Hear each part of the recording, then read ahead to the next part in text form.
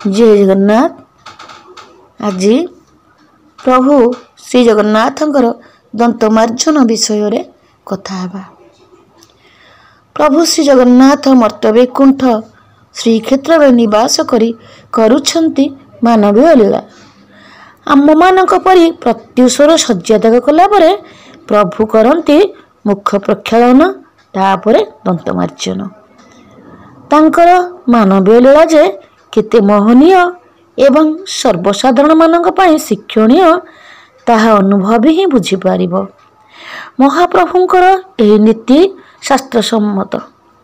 स्वसंहिता अंतर्गत नीलाद्रि महोदय रे महाप्रभुंकर एही नित्यकर्म तथा पूजार्चना विषय रे वर्णना करा जायछि। शयन समय अर्थात पूर्वरात्र रे विष्णुଙ୍କ अंगरे थिबा बासीमाला गुड़िक धीरे धीरे बाहर करी वस्त्र और उत्तरीय उलागी करती।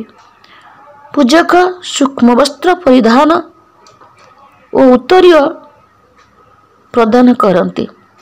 चंदन जल रे महाप्रभुंकर अग्रभाग ख्यालन अर्थात संस्कार करती। तापरे प्रत्युषरु द्वार फिटा नीति परे अर्चक आसन रे उपवेशन करी भूत शुद्धि प्रणव अंतर्मातृका और बहिर्मातृका विधिपूर्वक प्रातःकालीन संस्कार कर्म निर्वाह करते। तापरे आचार्य विधिपूर्वक बलिपत्र संस्कार करी आवाहन प्रभृति कर्ममान करते।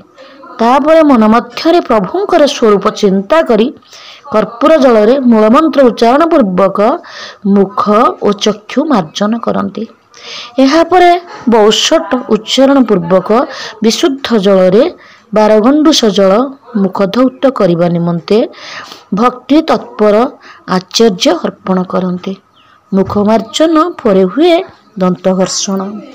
प्रणव मंत्र रे दंतकाष्ठर संस्कार करी कवच मध्य धरी स्वाहा मंत्र रे दंतघर्षण कराइबे। यापरे केते गंडूष जल नहीं स्वर्ण किंबा रौप्य जीव छिलारे जीवा संशोधन करा जांती। यह प्रभुंकर दंतमार्जन नीति। आज एतिकी निश्चिंत भाव आम सहित जोड़ी होई थांतु। आगामी दिन में आहरी अनेक कथा प्रभुंका विषय जानवर सुजोग निश्चय लाभ करेंगे।